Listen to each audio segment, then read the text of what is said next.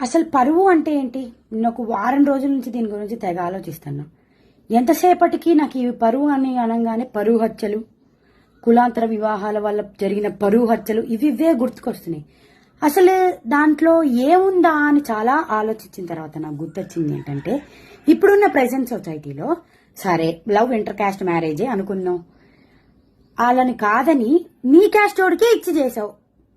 పోనీ మీ అమ్మాయి అక్కడ హ్యాపీగా ఉందా, సంతోషంగా ఉందా? వాడు పెట్టే బాధలన్నీ భరించుకుంటా ఏడ్చుకుంటా ప్రతిరోజు మీ ఆవిడకి ఫోన్ చేసి బాధపడుతుంటే నీ కూతురాడ కష్టపడుతున్నా నువ్వు నీ పరువు కోసం హ్యాపీగా ఉన్నావా అన్నకు అడగాలనిపిస్తుంది.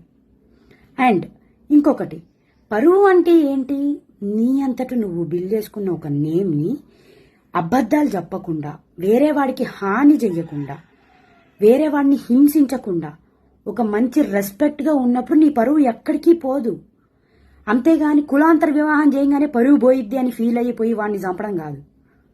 ఇవన్నీ ఎప్పుడో మీరు కొంచెం మారండి, పేరెంట్స్ మారండి. పరువు హత్యలు ఇవన్నీ ఆపేసేయండి. ఇదంతా బుల్షిట్. నన్ను అడిగితే పరువు అనేది నువ్వు నీ చుట్టూ వేసుకున్న ఒక కంచె లాంటిది. ఈ క్యాస్ట్ సిస్టంలో ఉన్నది ఇదే. ఇండియన్స్ లో మనం ఎంత మంచోళ్ళమో అంత పిచ్చోళ్ళుగా మారేది కూడా ఇలాంటి విషయాలలోనే. సో ఆలోచించండి. Do that deserve. నలుగురు ఏమనుకుంటారన్న విషయం వదిలేయి. నీ వాళ్ళు హ్యాపీగా ఉంటారు. నువ్వు ఆ పరువు అన్న ఒక పదం పట్టుకొని చాలా మందిని హర్ట్ చేస్తున్నావు. అది తీసేసేయి. దాని తర్వాత చూడు, నలుగురు 4 రోజులు మాట్లాడుకుంటారు, 5వ రోజు మాట్లాడుకుంటారా? వాళ్ళంత ఖాళీగా ఉండరు.